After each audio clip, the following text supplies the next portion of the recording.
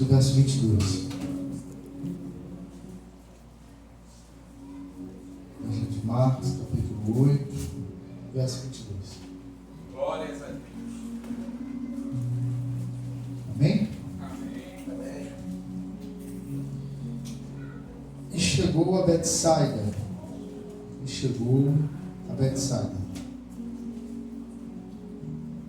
E trouxeram um cego e rogaram para que lhe tocasse. Tomando o cego pela mão, o levou para fora da aldeia. Cuspindo-lhe nos olhos,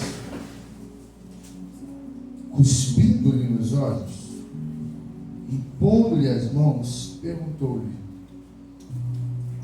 você vê alguma coisa? Levantando ele os olhos, disse: vejo homens, pois o vejo como árvores que andam.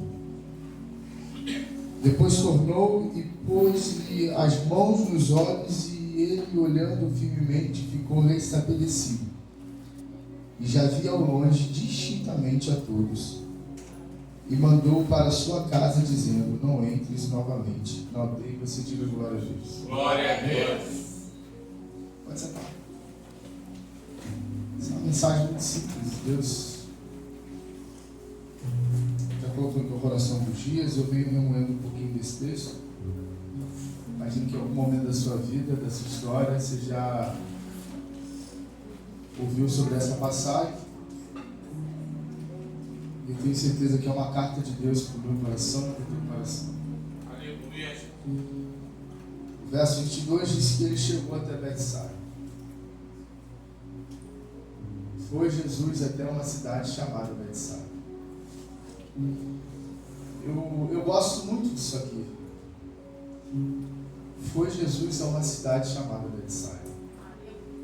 Bom, o texto não diz o motivo pelo qual ele foi até Betsaida. O texto não nos revela a razão porque ele decidiu ir até Betsaida.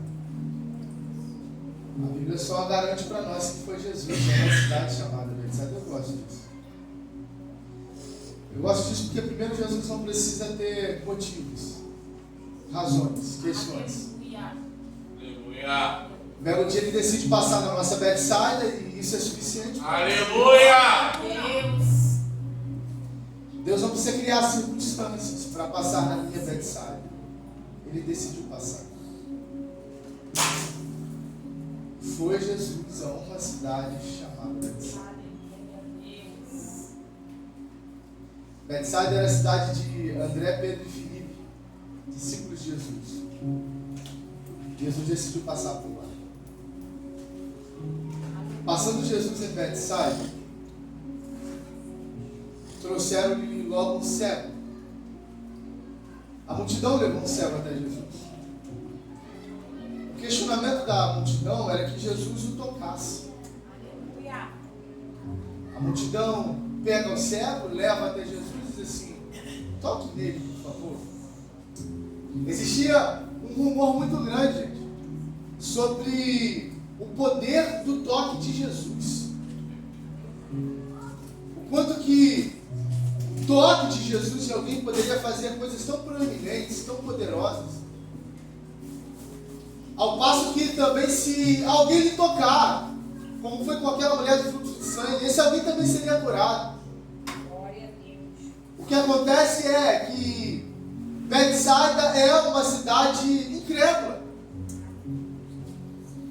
O povo de Betsaida, embora experimentasse e visse diversos milagres, não conseguia crer. Ao ai de Jesus sobre Betsaida, ele mesmo diz: ai de ti, Betsaida, incrédula, porque embora tenha visto diversos sinais, o coração deles estava fechado. Esse é o retrato da vida de muitos de nós, que embora vendo, nós não conseguimos compreender.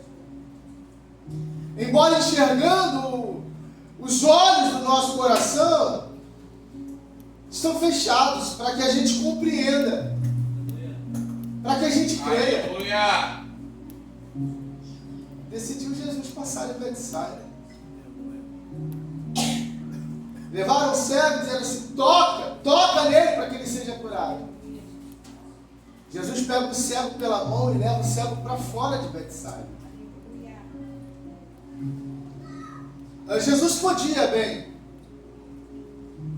exercer um milagre sobre a vida daquele homem no lugar onde ele estava. Jesus podia. Jesus podia lhe restituir a visão naquele instante. Jesus podia. Você lembra do servo do centurião? Basta uma palavra tua. Aleluia!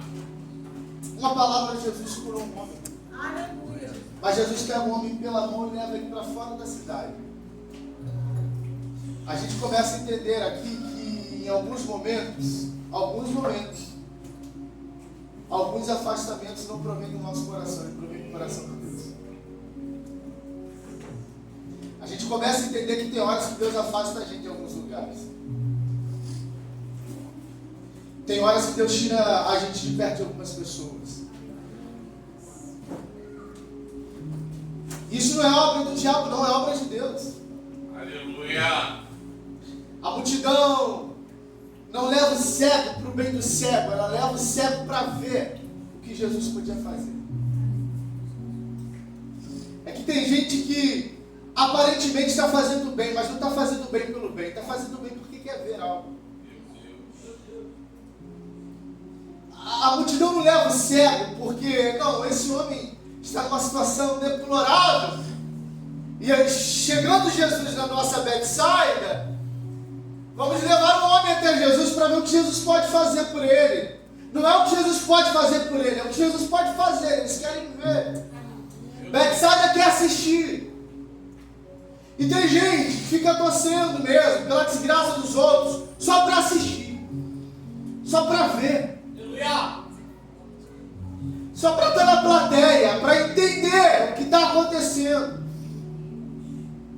São os espectadores da vida. Aí Jesus pega o cego pela mão e leva para fora da cidade, porque o que Jesus tinha para fazer na vida dele, a multidão não precisava ver. Aleluia. É que a gente às vezes tem a triste mania de achar que todo mundo precisa ver o que Jesus vai fazer. Senhor, prepara perante mim uma mesa na presença. Não. Tem momentos que Deus vai fazer coisas grandes. Aleluia! Em ambientes tão pequenos. Em ciclos de amizade tão reduzidos. Haverá momentos em que Deus vai simplesmente tirar a plateia de diante de você. Haverá momentos em que Deus simplesmente vai te arrancar de alguns lugares. Haverá momentos que você vai falar: Senhor, por que o Senhor me afastou? Que o Senhor me tirou? Ele vai dizer: porque eu tinha coisas grandes para fazer. Mas no lugar onde você estava não dava para tratar. Então Ele arranca. Arranca porque Ele quer fazer algo em você. Glórias a Deus! Arranca porque Betsaida não consegue suportar o que Ele tem a fazer. Meu Deus! Então Ele vai te arrancar de algumas Betsaidas para fazer o que Ele precisa fazer em você.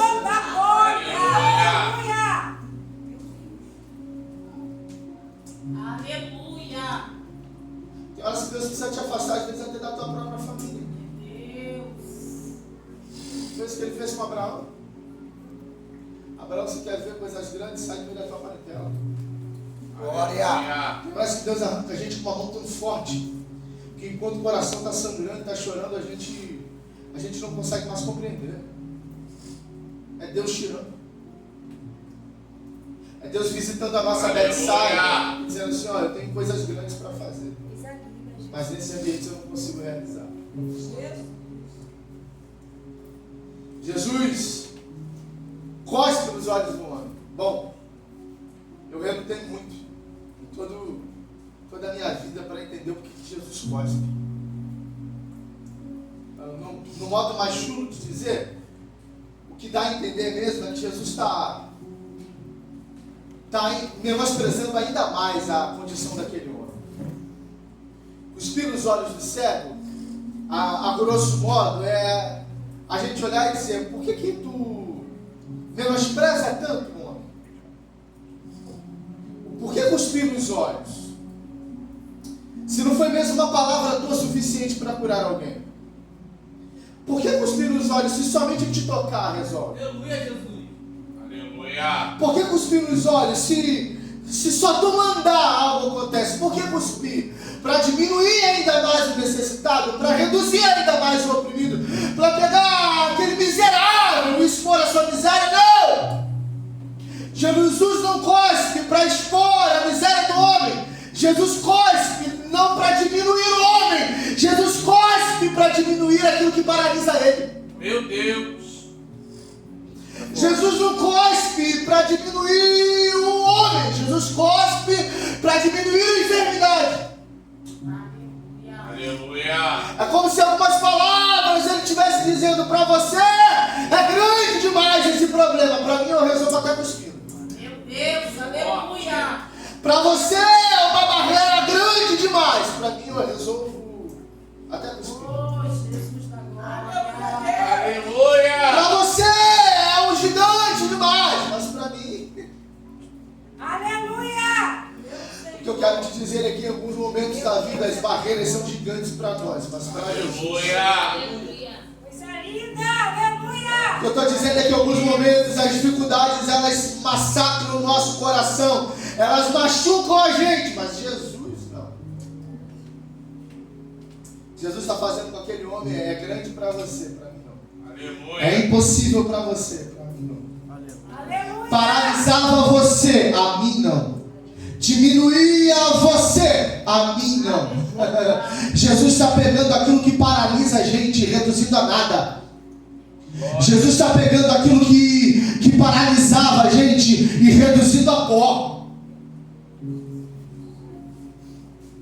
Alguns momentos será necessário a gente entender o porquê ele cuspiu.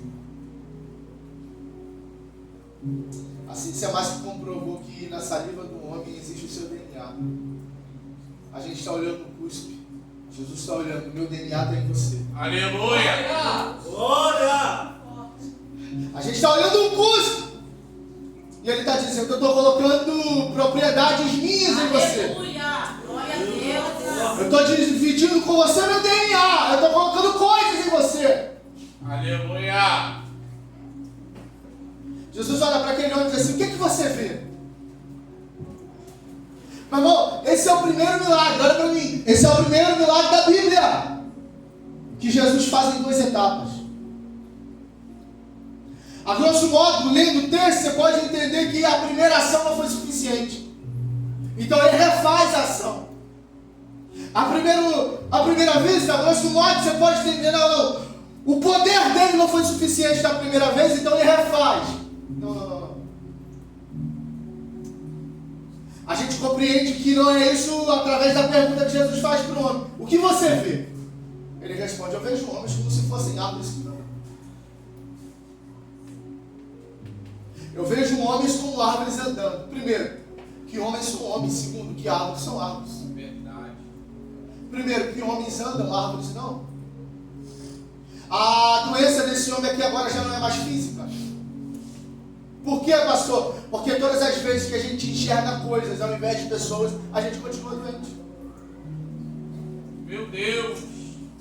Qual é a doença do homem? Ele vê pessoas como se fossem árvores que andam. E todas as vezes que a gente olha para as pessoas e enxerga nelas as coisas, revelam que a gente ainda está doente.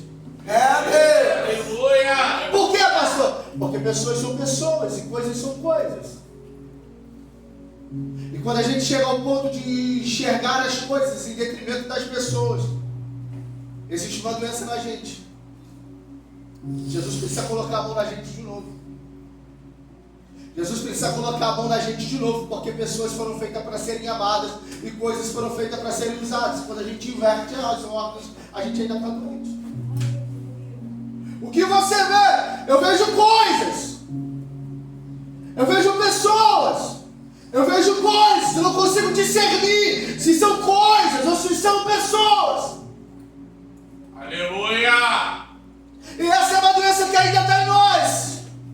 Porque se eu olho as pessoas no pensamento daquilo que ela pode produzir para nós, elas são coisas para nós e não pessoas. Pessoas têm fragilidades. Eu já encerro, mas pessoas têm fragilidades. Pessoas têm dependências, pessoas têm particularidades. Isso é subjetivo demais.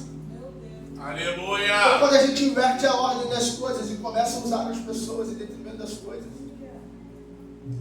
quando o que você produz for mais importante do que aquilo que você realmente é, existe uma doença no meio.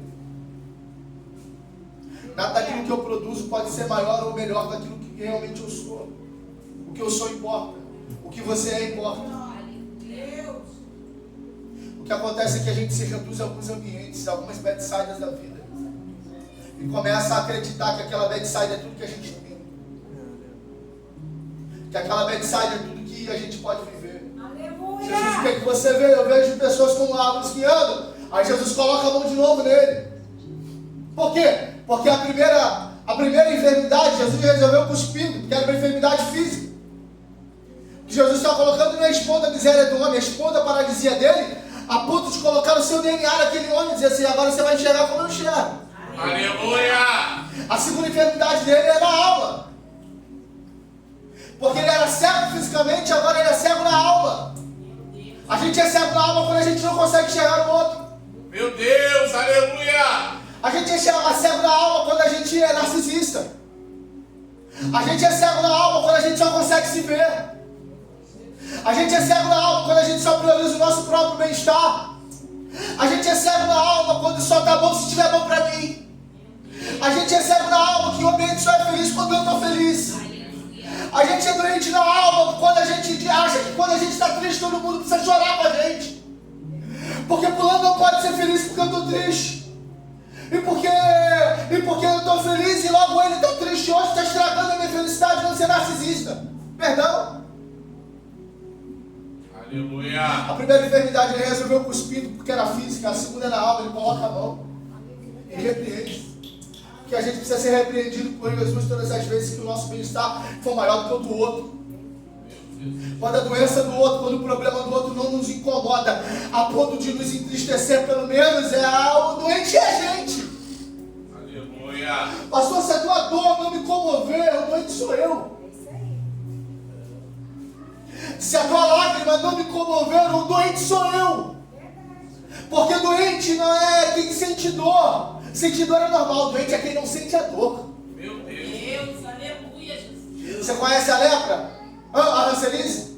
Ela mutila o homem sem que ele sinta dor. De repente cai um pedaço da orelha, de repente cai um pedaço do rosto. E ele não sente dor. Doente não é quem sente dor. Doente é quem não a consegue sentir. Meu Deus, aleluia. É quando eu olho para o sofrimento do outro e não me compadeço. É quando a minha alma está tão cauterizada no meu próprio bem-estar que eu percebo: Senhor, coloca a tua mão sobre mim, porque isso que só não resolveu. Aleluia. Segundo, Jesus está ensinando os discípulos, porque a palavra bedside é a junção de duas palavras. Bet, casa, saida, pescador, casa do pescador. Lá era a cidade de André, Pedro e Filipe, pescadores. Jesus está olhando para André, Pedro e Filipe assim: ó, vamos lá na casa do pescador, que eu vou pescar um homem para mudar o destino. Aleluia. Alguns momentos ele visita a nossa bedside mesmo. E ele joga uma linha mesmo, com iscas mesmo, para a gente morder e sair de lá fisgado por ele. Aleluia. Porque se não for assim, a gente está num ambiente tão dependente que a gente não consegue furar a bolha e sair. Senhor. A gente entende que o lugar está oprimindo a gente, que o lugar está suplantando a gente, mas a gente não consegue sair. Jesus não passa na bedside para curar um cego. Escuta isso aqui. Jesus passa na bedside para tirar ele de lá. Aleluia. A cura é resultado do passar. Mas ele não entra em bedside para curar. Ele entra para arrancar o homem daquela dependência de um lugar onde ele se acha. Glória a Deus. Minha filha, você não está entendendo isso não? Aleluia. Glória a Deus. Deus está criando circunstâncias só para te tirar de alguns lugares. Aleluia. Deus está criando circunstâncias para te arrancar de alguns relacionamentos. Eu vou repetir isso aqui. Deus está criando circunstâncias para te arrancar de alguns relacionamentos. Aleluia. Porque se depender de você, você não sai. Tu não fura a bolha. Você conhece a história de Jonas? fugiu, comprou passagem, entrou no porão, tá todo mundo vivendo uma tempestade no meio do mar, é gente jogando tudo pra fora, é gente perdendo tudo, dormindo no porão. Meu Deus. Depois que todo mundo perde tudo, ele se levanta.